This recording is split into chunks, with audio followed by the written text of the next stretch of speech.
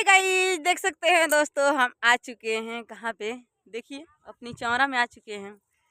आए नानी काल बा देखी लोगिन हम अपना नानी से मिलवा तनी हमरा ब्लॉग वीडियो में बना रही लोगिन। देखी लोगिन हमरा लाइव ब्लॉग वीडियो में। नानी का करतानी साग खोटतानी केकरा खाती शोभा चौहान खाती हमरे खाती साग खोट रहल बनी। ठीक बा देखी लोगिन हमके साग खोट के खियावे खातिर आ गइल बानी। तो हमके साग खोट के खियावे खातिर देख लोगिन कितना मेहनत कर रहल बानी हमारे नानी। नानी अपना महादेव से मांगे जे हमेशा ही महादेव दया करो जेकर वीडियो आगे पहे बढ़े। और का चाहिए दुनिया से देख ली लोगिन यहाँ के महादेव से दया करता नहीं। ठीक बाटे जे जरूरत आटे उजरते रह जाई हमार काम आगे बढ़ते रह जाई। बस तुम्हारा रखे ना ये तो वहाँ पे देखिए हमारी अर्चना जी कैसी मुंह लटका कर खड़ा है।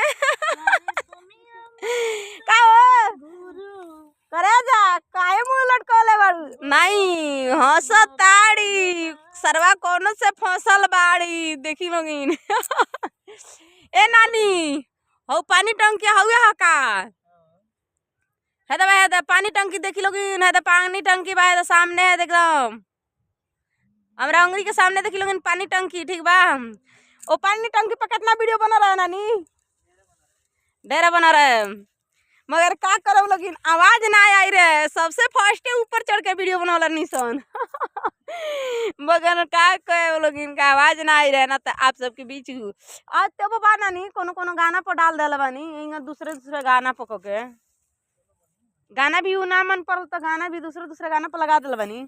मगर आप सब हमारा नेक्स्ट वीडियो में बना रही। ठीक बा तो देख सकतानी कि हम आ चुकल बानी खरगौली के माता जी के लगे। खरगौली के माता जी होते बानी। ठीक बा तो खरगौली के माता जी जय जय माता जी। आप हमरा वीडियो के सफल करी दुश्मन जो जरूरत है ओकरा के जरे दी हमारे काम आगे बढ़े दी। रहल बात होता पानी टंकी तो जे जानत होई पानी टंकी के। ठीक बा ईटा पथार ला ईटा वाला पथारी में के। ठीक बा तो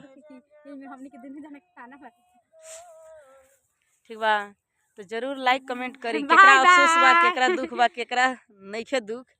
बस हमके यहाँ वीडियो बनावल में देख के केकरा खुशी रहे आ केकरा तकलीफ रहे जरूर कमेंट करके बताए लोगिन। ठीक बाटे हम शोभा चौहान। ठीक बा आप सब मिली लोगिन हमरा फिर नेक्स्ट वीडियो में। कल हम आवे वाला बानी सासा मूसा स्टेशन। ठीक बाटे जरूर आए लोगिन हमसे मिले खातिर। ठीक बा अर्चना बनी कुछ कही का कहल चाहतानी का बोल बा कुछ नहीं के भाई हो हाँ नानी ले ला बनी और मोबाइल बोली कहीं। हम लोग यही बोल रहे हैं कि आप लोग ज़्यादा से ज़्यादा लाइक सपोर्ट करिए क्योंकि गांव वालों हम लोग को ताना मार रहे हैं कि रील बना रही है। तो रील तो कितना दुनिया में लोग बनाते हैं बड़े बड़े बाप को भी घर को लड़कियां बनाती है। तो हम लोग तो भला गरीब के घर के हैं तो आप लोग ज़्यादा से ज़्यादा का करी हमरा के केहू कहता ना मारी जब हमार भातारे आनहर बाटे आँख के आनहर बाटे त किनहू बिट चोदऊ भातार काटो कहिए के हमरा के का करिए। ठीक बाटे किनहू मोछुखरनु दीहन ना या अपना मोछी पर सिया सेथी से घिसनी कटवावे खातिर मोछुखरनु काहे ना मोछ देखइहन बतियइहन। ठीक बा तो मोछुखरनु लो बतियावे लो। ठीक बाटे वो लोग को मोछी में सियारिन वो लोग को अब का कहीं मुँह में से तो बड़ी नीमन निकलता मगर ये मोछू खरनू लोग जाना दिन कामयाब हो जाए त तार लोग का मोछी पर हक के घिसनी काटे। इतना बात जान ली लोग। ठीक बा तो ऐसा बाटे कि जितना लोग हंसत अटे हंस लोग समय हो। ठीक बा मरद हमारे आन्हर बा। ठीक बाटे आँख के आन्हर बाटे अगर जे इतने थी तार लोग रहे ते उनकर परनू लोग तनियो तो दया सोचलर त जान के आनकर बेटी ही कम से कम केनहो से केनहो हम जानता नहीं फलने जानता चिलने जानता केनहो से केनहो किनहो जानी सपोर्ट कैले रहता लोगिन तो हम बहुत आगे बढ़ रहती। ठीक बा मगर कोनो जानी सपोर्ट नहीं खा लोगिन करत। ठीक बा अनाप शनाप बतियाओ तड़ा लोगिन तो जबान राखी से घींच ले इतना बोझ रखिए लोगिन। ठीक बा तो हमारा अगला वीडियो में मिला लोगिन। बहुत खतरनाक आदमी है या बहुत अच्छा हम मिठास आदमी हैं। एगो बार जान लिया ठीक बा।